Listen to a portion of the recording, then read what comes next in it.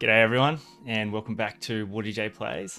I'm WardieJay, and today is a very special episode. I am joined by the legend himself, Kantbei.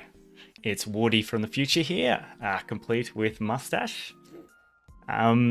Just wanted to talk about a couple of things before the video kicked off proper. The first thing was, just wanted to have a bit more detail around this map. So this map is Assassins. It is a Global League map currently. Key features on this map. So essentially you've got, for this player, you've got a strong side on this side with the two bases. And then a weak side on this side with a single base and an airport. To reinforce your weak side, it takes a lot of effort to bring units around here.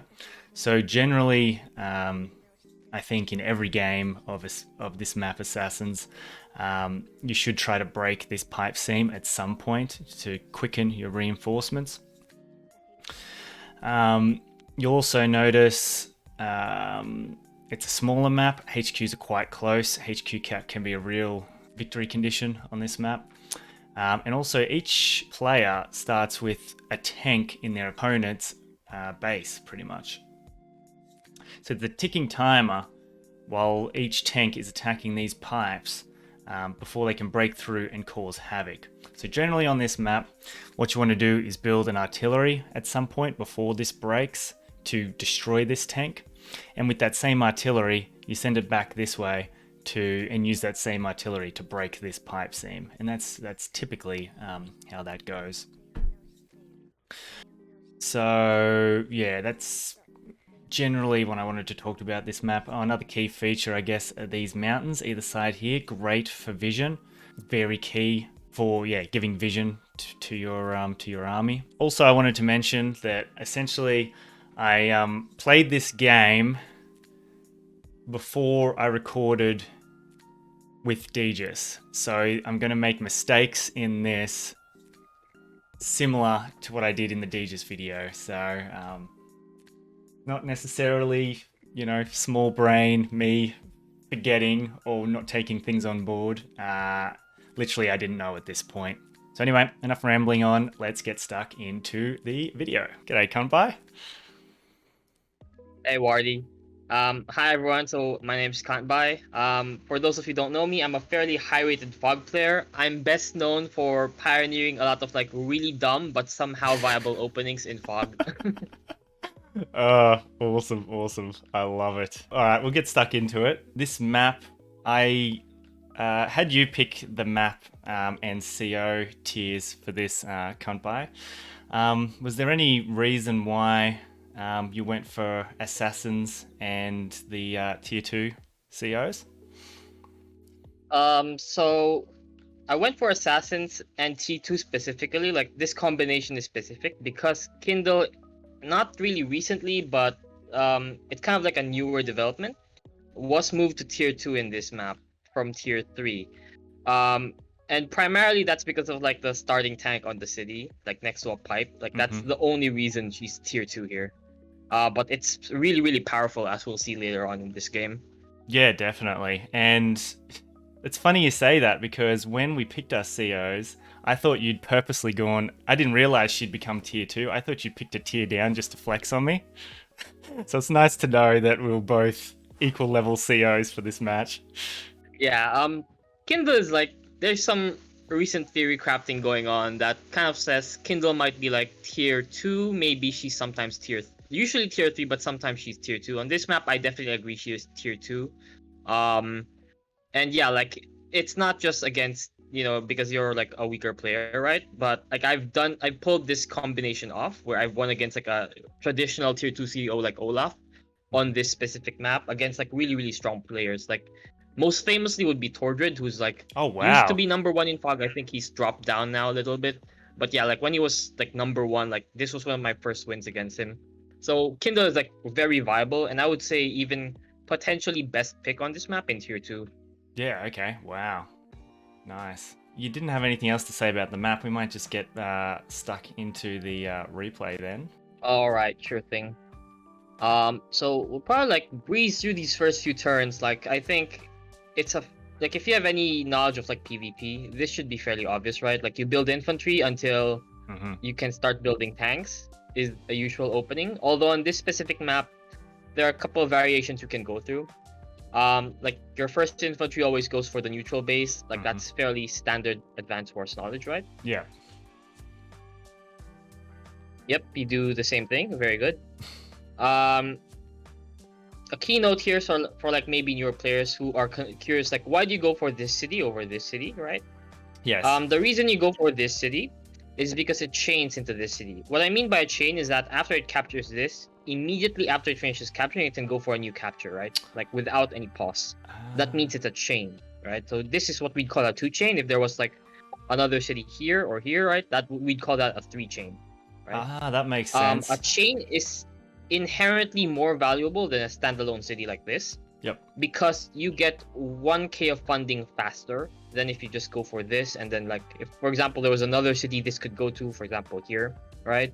But this infantry would basically have nothing to do after it captures this. Like it would go either here or here, but it wouldn't have anything to do. Yeah, exactly. Whereas a forward infantry, right, can capture a lot more stuff after it's done, right? So that's kind of like why most players will go for this. The benefit of like a back cap, which is like a city towards the back of your bases, is that it makes your infantry push towards the mid game a lot stronger, right? Because like most of your infantry are more clumped together as a result of going for this first. Oh, okay. But in this particular map, that's not so useful. Yeah. See, I typically push my dudes out like we did then, to sort of get that forward capture advantage, whereas if I'm moving backwards and staying within my base, I could potentially be, foregoing properties, further ahead out here, whereas I can grab this at any time. Was essentially my thoughts behind why I did what I did there. Yeah, like that's a fairly solid line of thought, like a very solid line of reasoning. Like you don't have to be like super deep in theory, right, to like understand why everything you do is good. Like sometimes Advanced Wars is somewhat intuitive in that if you start catching on to like the basics of like why something is good, you'll find that that's actually true even at the highest level. Yeah, okay, sweet. Okay, so you do the standard opening here, which is okay. So people will notice that both of us sent an infantry towards the mountain first, rather than going for this capture, right? So going for the mountain first, and then with the intent of going for the city, is a specific opening that I believe Math Blitz was the one who first theorized about it. Okay. Basically, what this does is that it allows you to fight for the center a bit faster, right? Because like after you finish this capture, the infantry goes here, and then you can aim for a capture here. One of the infantry you send to capture these will aim for the second center city, right? If both players do the same opening, then we'll end up like going 1-for-1 in the cities. Yeah. In most matchups. This particular matchup, that's not gonna happen. No, that didn't happen from memory. Yeah. But yeah, if like we were doing like a mirror, right? Like we were both Olaf, then generally like doing this opening ensures you also get one city. If you don't do this opening, like you go for the back half first, there's a very good chance you don't get your city and I get mine. So like you're 1k down in the mid game. So it's kind of like a trade-off. Like you get 1k more income now, or you get it later on, but you ensure that long term like you have income parity, right? So like that's an interesting question. This is like if you want to do the traditional like artillery to get rid of tank and then tank spam mid opening, right? If you don't want to do that, and it's certainly possible against like if you're not Kindle or not fighting Kindle or Lash, it's certainly possible to delay your artillery and go for like a recon first opening. If you do recon first, then it's fine to go for the back cap, because the recon usually from this base is going to stream this way and then this way. And by the time your infantry with this mountain opening arrives at the center, the recon will be in position with like at least one infantry to deny a capture. True. Potentially like get more economic damage somewhere else. So like you will probably be able to secure your city with that kind of opening. So you can go for the back cap and if you go for a recon opening. Yeah, that makes a But lot of sense. again, like because I'm Kindle, like the fact that I'm Kindle makes it so it's impossible for you to do that opening. Like if you do it, then my tank gets out, and then you either have to like Causes waste havoc. so much forward infantry containing it, Yeah.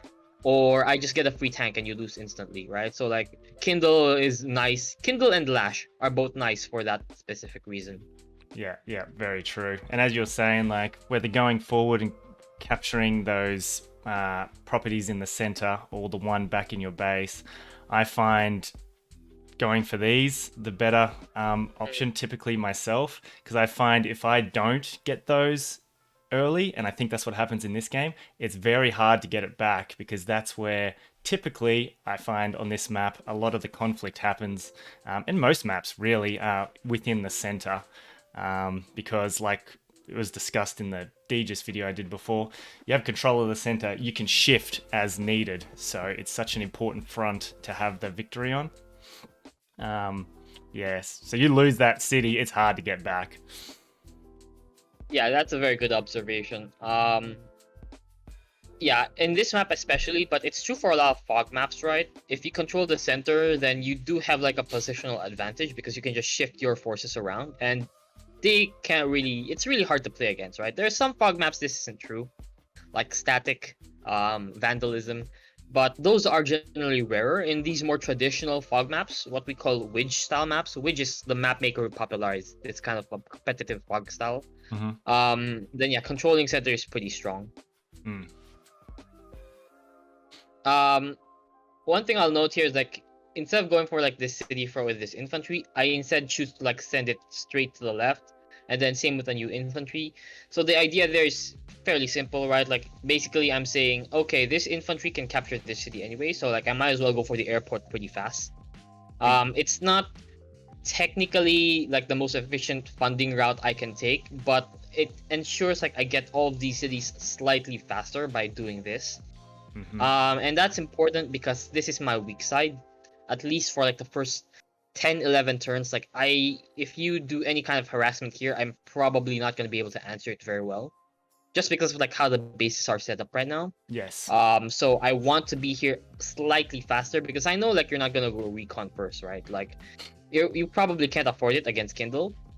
So with this particular timing, we have to go artillery first, and then maybe you can go recon. I can secure most of these cities without being harassed.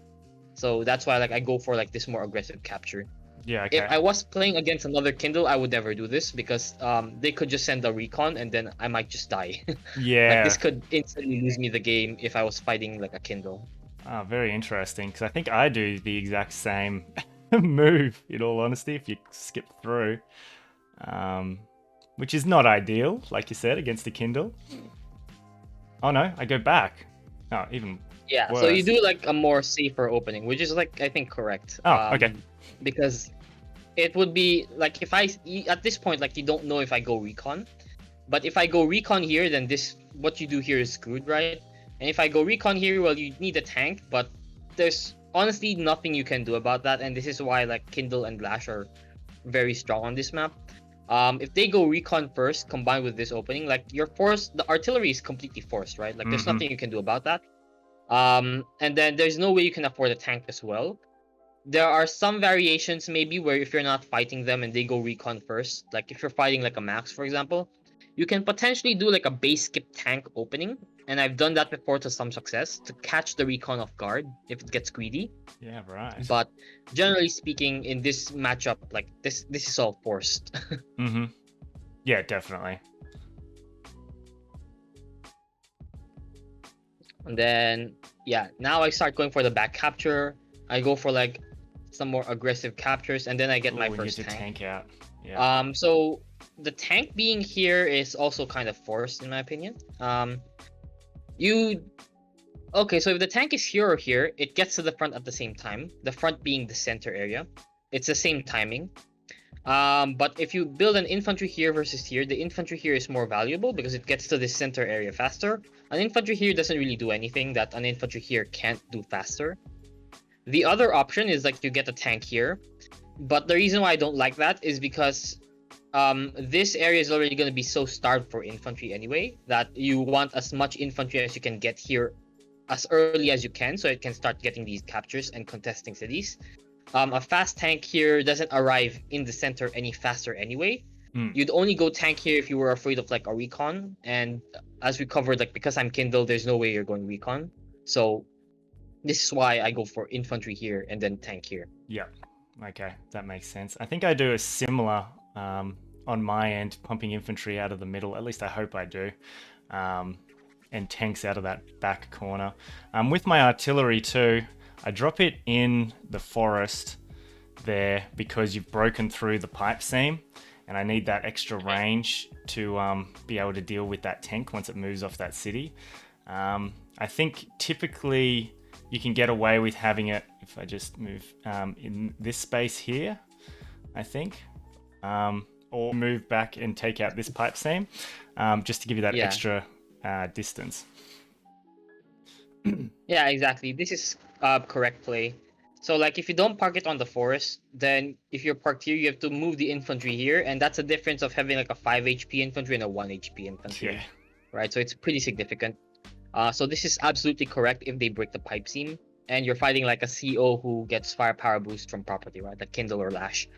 If it's not them, then it's fine to like block from here and then you go one tile down. Yep. It's just technically more efficient to get here, although I don't think it really affects the timing that much. So either way is probably fine, right? And then this is more correct because it makes it so that you can still move here if you want to break the seam, which you should be doing every game, by the way. Yes. Or if you want to go towards here, which is like slightly less accurate, but at least, you know, you're still being efficient with your movements.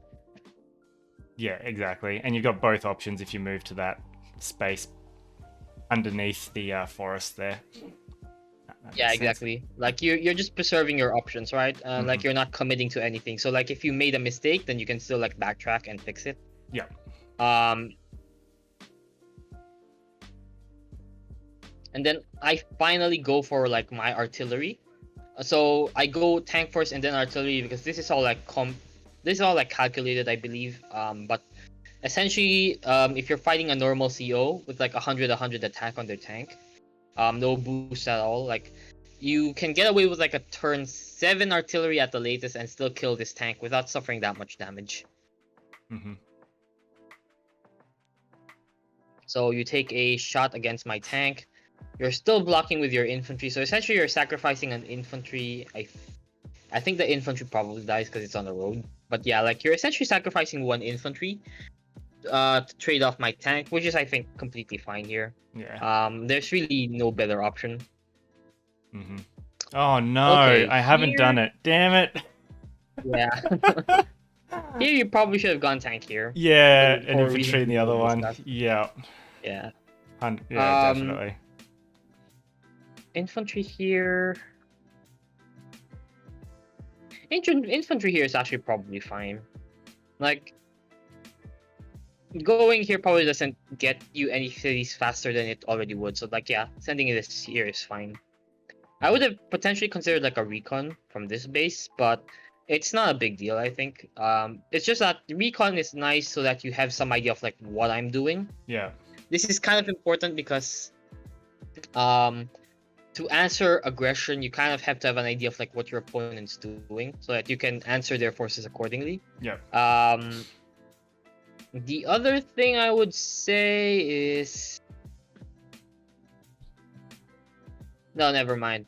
Yeah, this is all correct. Sweet. Yeah. Oh, goodbye, so infantry. Yeah, the infantry does die, which is unfortunate, but like it is what it is. Yeah.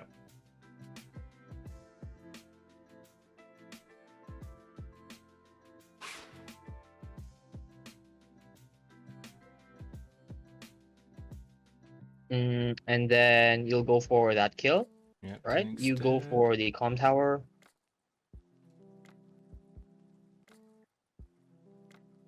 Okay.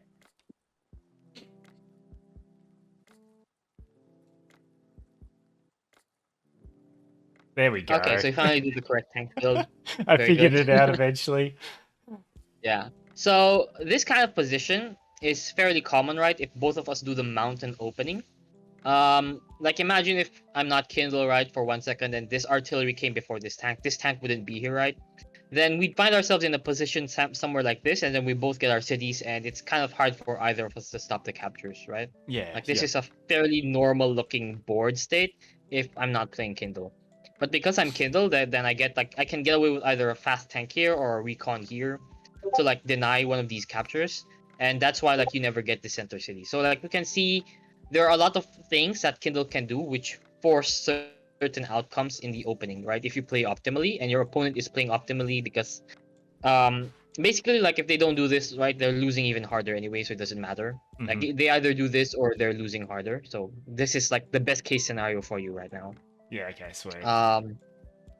Potentially like against Kindle, I would just give up this city entirely. Like I wouldn't bother contesting center, knowing that there's a very good chance you have a tank there and you kill it anyway, right? You can know all of this based on like the tank, right? Because the tank will see the earliest instance where the artillery moves out. If you see that the artillery from your opponent is later than your own by more than one turn, that probably means they went recon or tank first. Yes. Right. Yes. So that's how you could have known like 3 turns ago, right? If I was doing something weird or not. Yeah, definitely. And then I'd know not to move into the center there like that. Yeah, that makes a lot of sense. The other thing I would have considered here is I wouldn't have finished this capture. I would have gone forward with the infantry here to either threaten a capture here, which is like kind of ambitious, but if you're feeling lucky, you can go for it, or just get this capture really fast and then trust this backwards infantry to get this comm tower. Oh, okay. Comm tower this early really doesn't do anything for you. Again, like you're not going to be playing super aggressive, right? Like in this matchup, you don't have to. You just have to survive until X turn, and then you'll win from mass damage. So yeah, like you don't really need the tower. Your tanks aren't really in position anyway. Does plus 10% attack do anything for like the infantry versus infantry fights?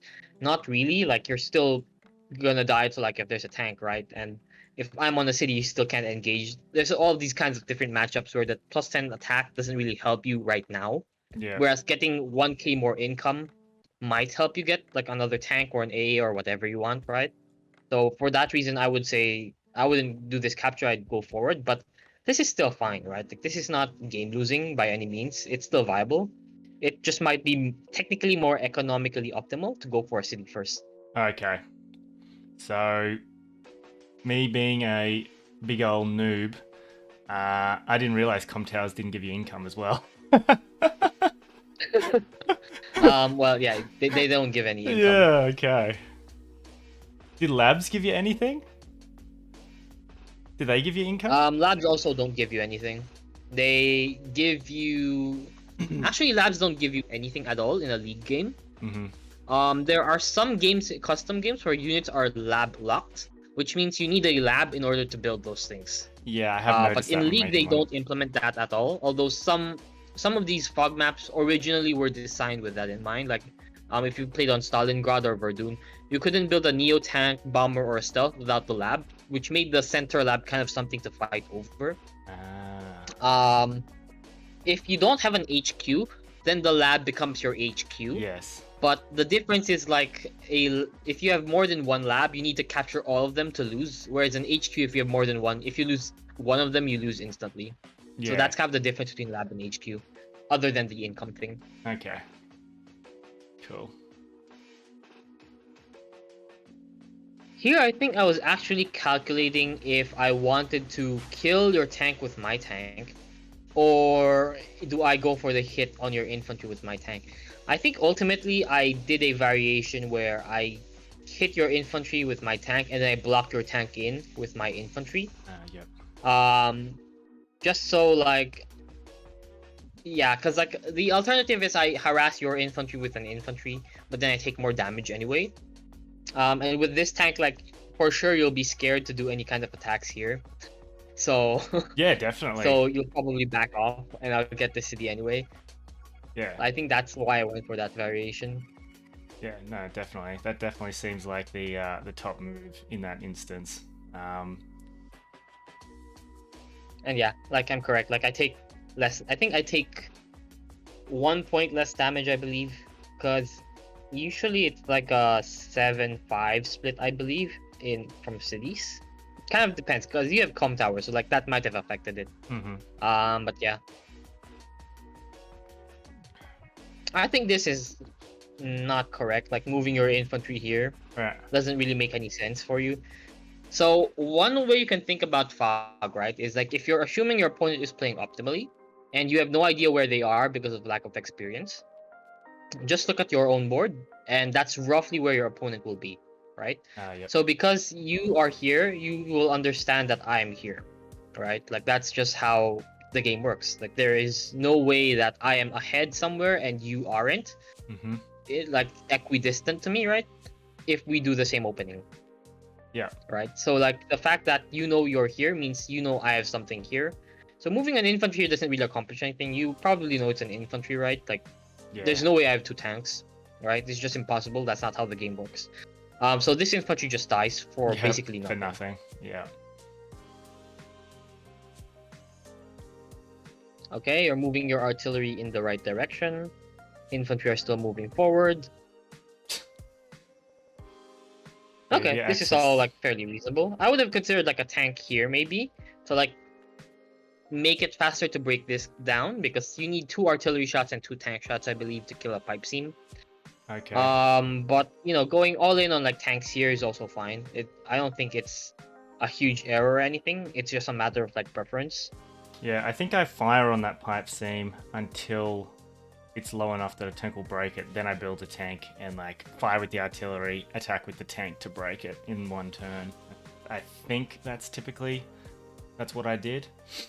I mean, we'll see though. That's also fine to do. The thing is like, so it's not a unit. What I mean by that is because like usually if you don't know how much damage you do to the pipe seam, the rule of thumb is like it's like hitting a neo tank that doesn't hit back and it's on the road, right?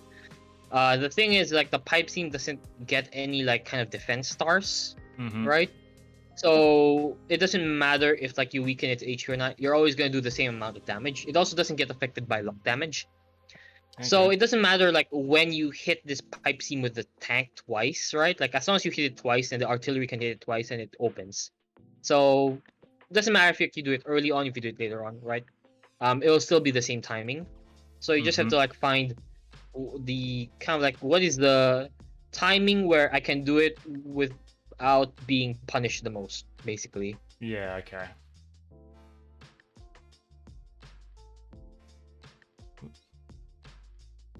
And then here, let's see. Yep, you're doing a fairly normal, I think, opening. I don't think there's anything really objectionable here. You're parking your tank on the city, which is good. Like realizing I'm Kindle, so you need to deny me that space. Mm-hmm. I probably wouldn't keep your infantry here, but it's still okay, right? Like you're getting vision over my city. Maybe you want to launch some kind of attack. But generally speaking, I wouldn't leave the infantry here if I'm not going to commit the attack the next turn. Okay. So if you're gonna do it like one turn later, you can pull it back and then move it back the next turn, right, to get vision. And then the turn when you finally do your attack, then you can move out again, right? But like leaving it here is kind of like asking to be targeted. Your opponent probably won't do it, right? Like if they're me, because they probably realize this is the strong side. There's probably like enough tanks to contest it, so it's not like I don't really want to call it a mistake, but it's something I would personally like pull it back one tile back, just so like there is no way you can attack it if you wanted to. Yeah, okay. Yeah.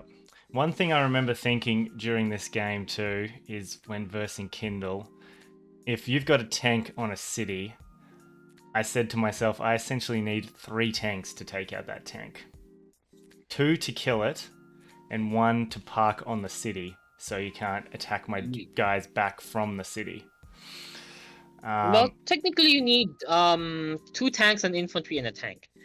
So the reason I say that is because 2 tanks attacking a tank does win, but it doesn't always kill. It's a very low chance. I think it's like 30% chance or 33% chance to kill, like with tank copter, tank against a tank with just like 110 attack. 110 because you have the tower, right? Yes. If you're Jake, for example, you have 120 attack, this is always a kill. Okay. But with 110, this is like very low chance of killing. So you need like 2 tanks and an infantry, and that will kill. Yep. And then like obviously you park a tank to defend on like the city, right? Yeah. Yeah, and I was just wondering after the game if that was sort of the right thing to be thinking of, or whether I should be like, okay, there's a tank parked on that city, maybe I redirect my forces or something like that.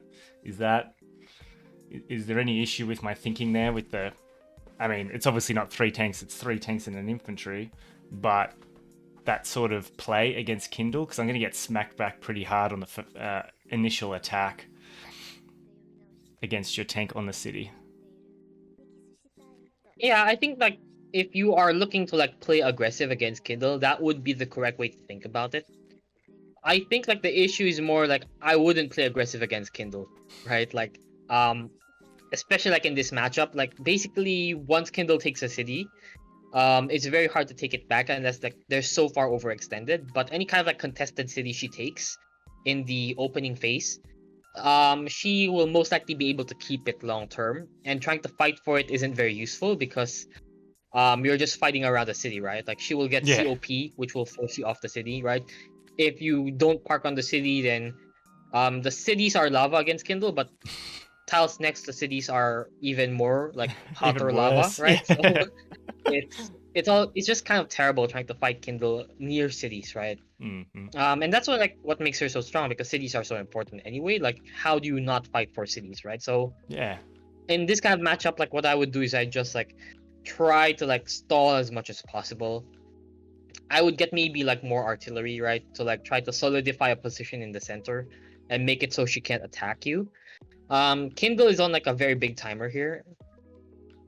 She has to win in like, I would say by like turn 20, she has to be clearly winning. Mm-hmm. If Olaf gets like, or any kind of mass damage really gets 2 global damage powers off, it becomes increasingly hard for anyone to win. Even for like someone like Eagle, who's super late game.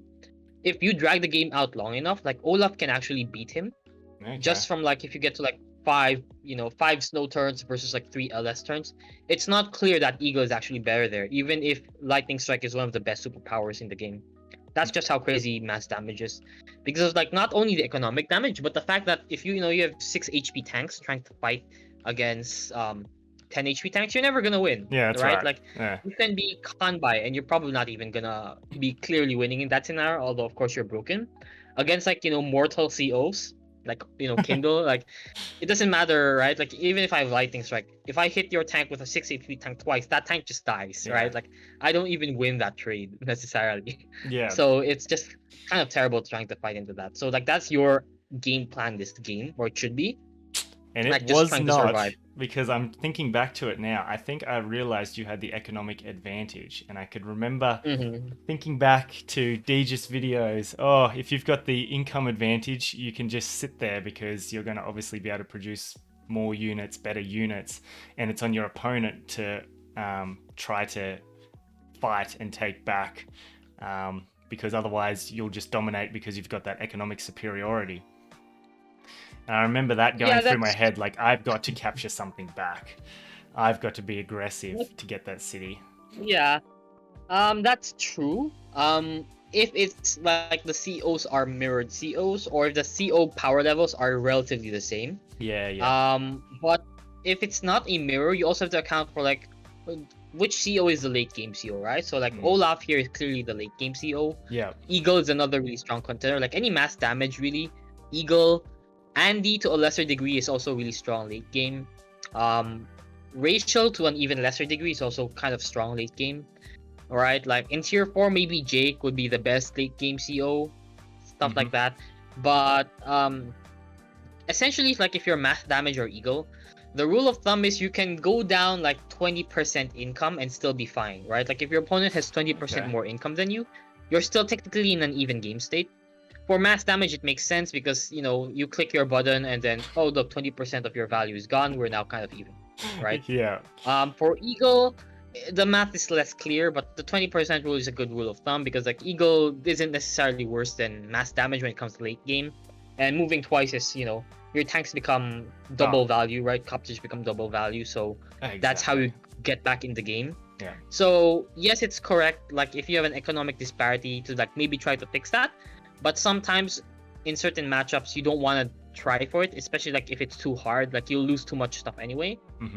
Because if you're a late game CO, all you really have to do is get to a unit value where there's so much stuff on the board that COs that want to like hit things with tanks, right, don't necessarily outvalue your SCOP anymore. And when you hit to that game state, then the game becomes much easier for you to play. Yeah, definitely. No, that makes a lot of sense. I have a feeling that's going to be probably the key lesson for this game, if I remember how it went correctly. Yeah, so Yeah, I saw this happening, go and for a bunch again, of oh crap, I'm losing on income even worse. Because I knew you had yours on the other side. Yeah, it's like a fairly good assumption. Oh yeah, I can yeah, see you can it. see it with the mountain. Yeah. Yeah, I mean, okay, so like 22 to 18k, I think it would be like 23 to 19 at the end of this. I would maybe start panicking a little. Yeah, like Yeah. I don't think you can afford to lose the center city and like the HQ city. Like I think losing one city is fine for you. Losing both is maybe kind of like not great because I think that means we're even now. What I mean by that is I'm no longer on a timer because I think I have 20% more income now. So I can actually just play this long term and I should still be fine. Obviously, like I'll still be like fighting for more income, right, to close out the game. But in general, like it's like my window for killing you becomes much wider, which you don't want and I want, obviously. Yeah. So yeah, like you definitely like have to contest this city, I think. And then yeah, I get a Neo tank hello. here. The goal falls out. I base skip here. So like Neo tank is, if you played me before, like I think it's fairly predictable at this point. And something I really should change with my game plan. But I've been pioneering a lot of like fast Neo tank openings, like in Dragons in the Dark, which is another league map. I've gone as far as saying like, okay, we can actually go day 8 Neo tank here. Like that's the fastest Neo tank timing. It can it's slightly getting countered now, like, but when it first started out, like people didn't know how to play against it and they just lose by like day 15. Wow. But yeah, like fast Neo tank opening is kind of risky, especially like with the base skip. But my idea is basically I'm gonna give up late game tempo because I'm not gonna win late game anyway for like a faster and stronger attack in the mid game. So basically like when this Neo tank comes out, then I can just one-hit KO any of your tanks, right? I think even in a city it should kill, which gives me a lot more tactical options against you if you decide to like just hold up here. Yeah, the ultimate wall breaker. Then you go for a 2-hit on. Oh, you go for 1-hit. No, I think this is I stuffed that up. I should have got the vision from this guy first. I think exactly. if I just take this back. Yeah, I moved him last. I should have moved him. Yeah. I should have moved him here first to get the vision, because I knew he was there capturing, and then moved these for the 2-hit. I don't know what happened there. That was very silly. Yeah, so you should have gotten vision here first before doing attack. Yeah, but I've moved up right next to him for the vision. Yeah. That hurts to see. And then I cringe at that. Yeah. And then here, like, kind of like correctly realizing you have some counterplay on the left side potentially because like what you're seeing here. I think this is an okay attack. You're still sitting on terrain. I don't think it's that easy for me to break this position one-on-one. Okay, and then you go for a bunch of attacks here. Yeah, that's the move there, the 3 tanks. There. Yeah. Yeah, you can use 2 tanks to kill it, so like you got the high luck roll. And then go for 3 tanks here. I would potentially consider getting a copter. Yeah. Instead of like triple tank, like copter tank infinite, right? The reason for that is because you're kind of trying to play it so that like copters hit tank and then tank hits the AA, something like that. There's also options where like you can use a copter to hit a tank on a city.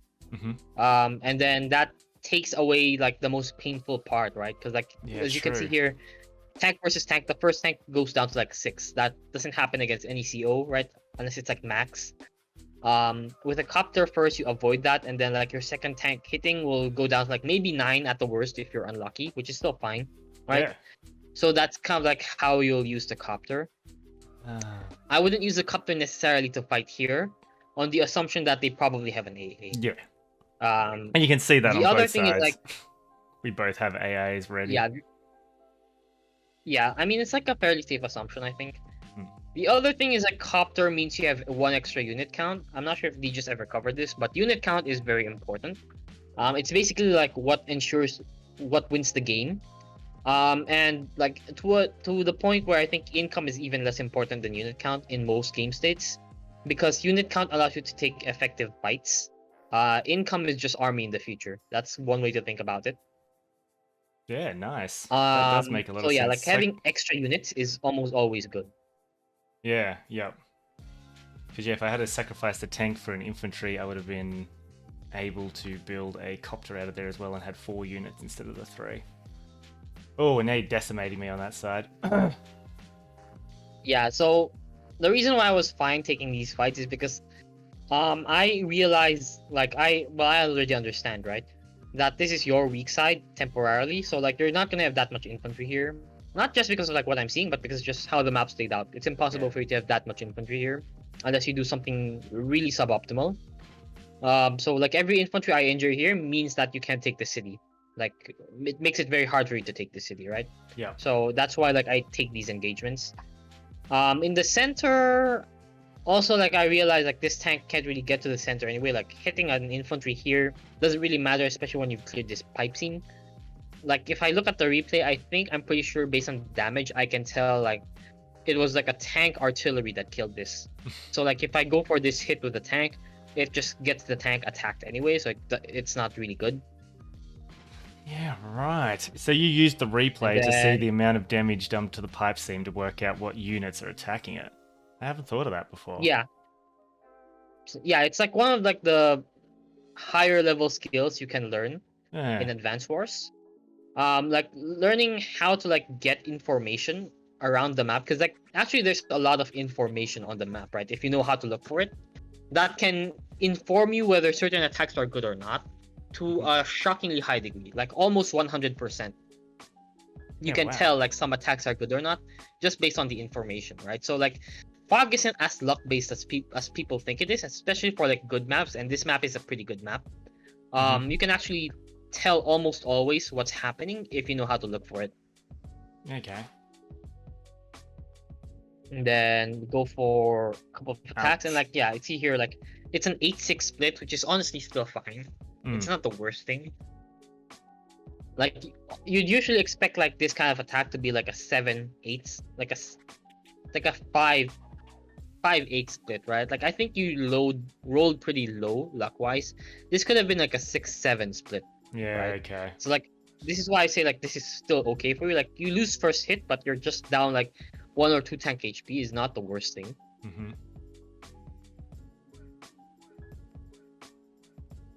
Run away.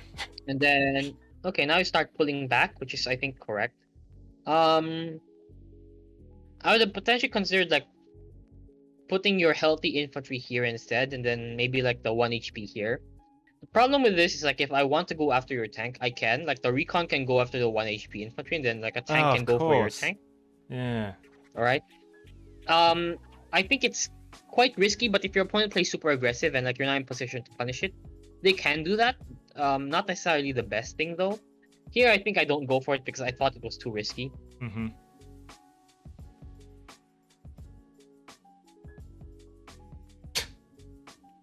Random infantry attack. One interesting trick I think you probably didn't know about. What I would have done as I would have put both of your injured infantry in the B boat. Oh.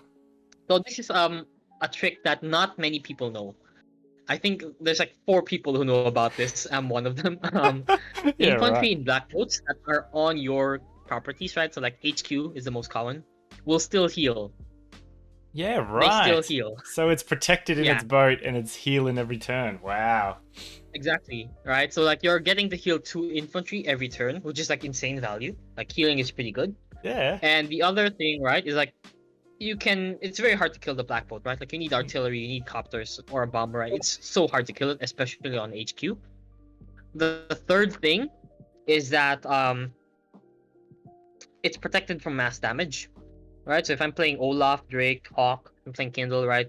Even if I pop power, those infantry don't get injured. They're completely safe. Of course, because they're in a transport. Yeah, so Oh, it's wow. really awesome, That is right? So like the awesome. only downside is like you can't move those infantry immediately, like if you need them to do something. Mm-hmm.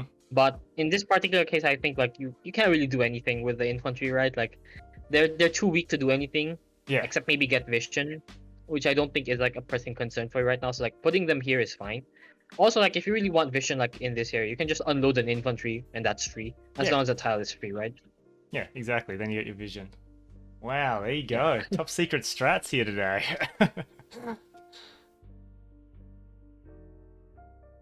And then we start. I think like I start backing off again. Like again, like I just realized I don't have to play super aggressive here. Yeah. You're about to get your SEOP, so I should be playing further back a little, just in case you sack for it this turn somehow. Also, like I'm about to get my Neo tank to the front, and then that's where like the party can start. Yeah. So that last turn too, it looks like I base skipped massively to get a medium tank out. I didn't build any infantry in my 2 bases for that medium Yeah, tank. so here like you got a fairly high luck roll, so like it became an 8-5 split. Unlike what happened here earlier, where it was like I think it was like a 6-8 split, right? Yeah, it was a 6-8 split. Then you do a bunch of like more attacks here. So the reason why I committed like a small force here is I wanted to draw your army away from the center here. Yeah. Or rather here, right? So like because I control these 2 cities, I hold the center very strong. Yes. Which means I have the option of like breaking up your army, right? So the easiest way for me to win from this position, once you control center, find a way to split your opponent's army up and then kill one side, right? Yep. And give up the other side, right? So that's essentially what I'm doing here. Like I send this small diversionary force here to split up your army, and once I see this, I'm like, okay, I probably win now, right? Because you probably can't answer the attack I'm about to do to you. Yeah. Just because like you've split your army up. The other nice thing here is because even though you have snow the next turn, because like the first turn you can't attack me that easily from this side. It means like your snow turn becomes much weaker than it could be, right? Because like usually the dangerous thing about Olaf Snow is like you attack into them, you miscalculate and overextend. They click snow and you can't retreat and then you die. Right? That's the most Yes. dangerous thing about Olaf. Other than the fact that if they just wait you out, like they also win that way. So Yeah, so I'm not attacking. I'm now sitting. we go for like every attack we see.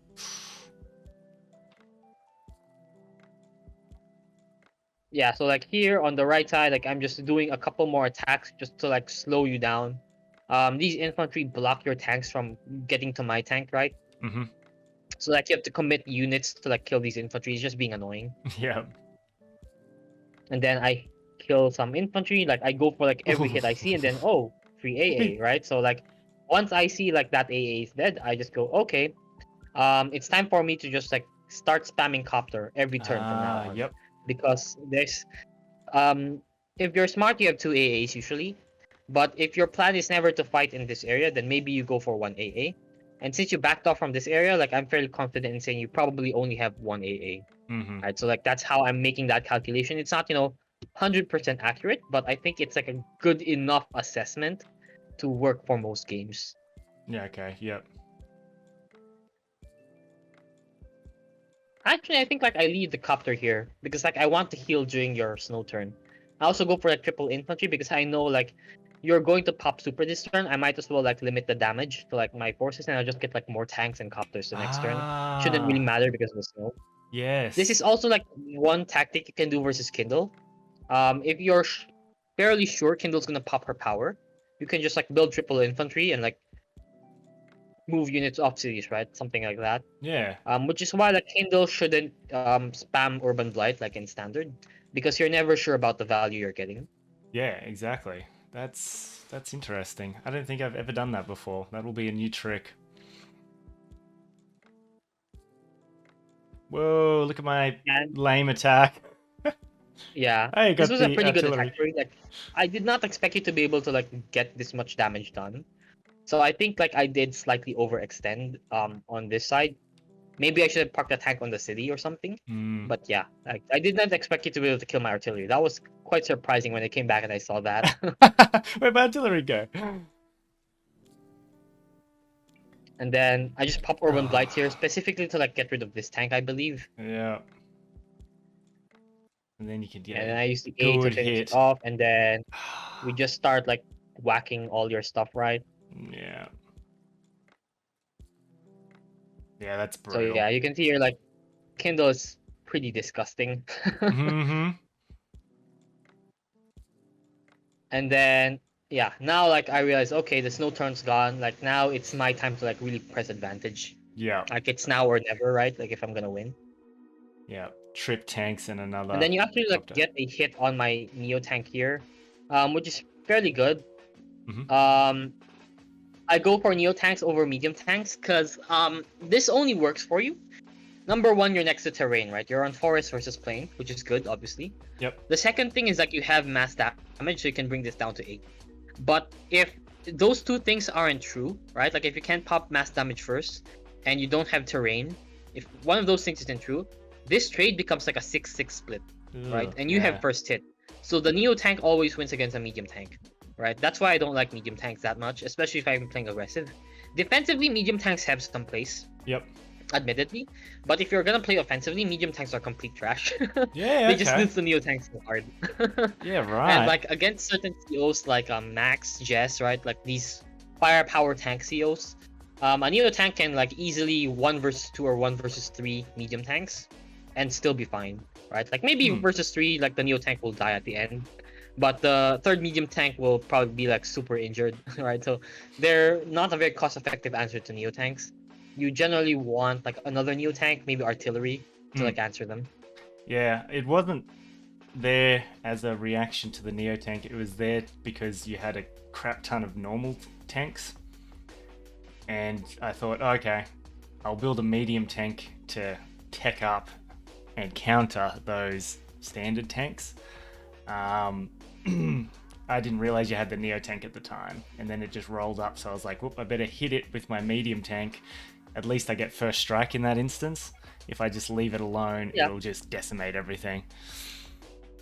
I mean, it's the correct play in this instance, right? Because if you leave the Neo tank alone, then the Neo tank hunts your medium tank, and then your plan just falls apart, right? So like, because you had mass damage, because you had this Syrian, this becomes a good hit. Yeah. I think like in this position, like the game's already over. Oh, Actually, 100%. The problem is like your 10 unit countdown, and you're also being forced to like base skip now just to like keep up with tank count. A big part of that is because like you spent a lot of attacks with your tanks like in this area, right? And they shouldn't have been fighting here, honestly. Like every time a tank goes for a hit here, it's not fighting in the place where I'm gonna win, which is here, right? So like all last turn, all your tanks had to be going here. They shouldn't have been here at all. Yeah. The fact that they went for infantry hits here, I wouldn't say lost you the game because like it was already like pretty hard to play, but it didn't help your position at all. Yeah. Like, right? So like you had I think one tank here which died. It should have just been here, right? And maybe your position might hold. It's hard to say.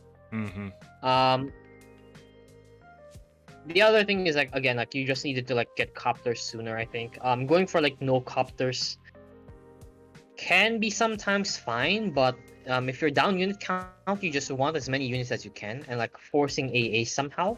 Yeah. So like there's an idea where maybe you dive my medium tank my AA somehow and just get copters to like ward off this aggression and force to back off for like 2-3 turns, and that gets you time to like get an army that can fight again, right?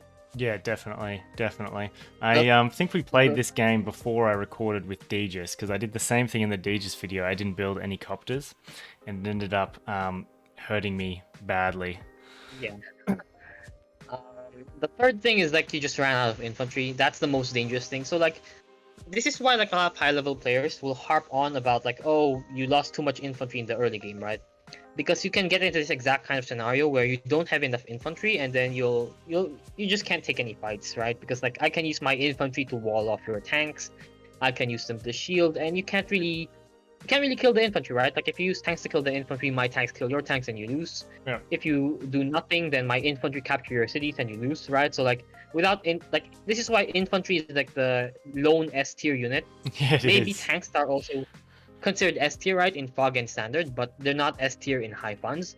Infantry are the only unit across every game state, every game mode, that if you don't have them, you lose. Yeah, And definitely. it's basically for definitely. this reason, right? Like infantry create pressure. They actually create the most pressure on the map because they're the only units that can capture, right? Hmm. Imagine a game state where I have no infantry right now. You still have a winning play, right? Or like not winning, but you don't lose instantly.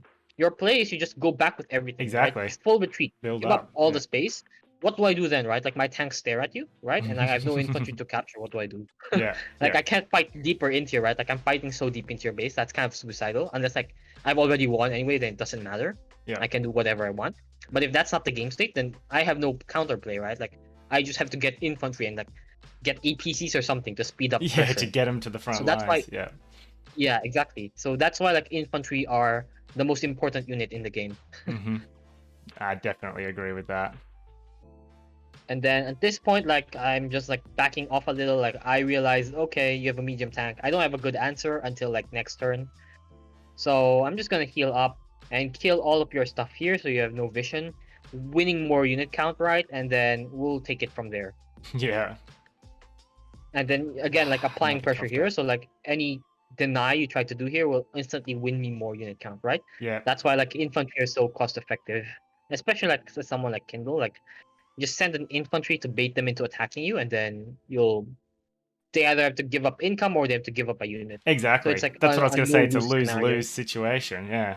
Yeah. Exactly. I resign. And then your scientist turn, which is like fairly reasonable, right? Like there's really nothing you can do. So Yeah.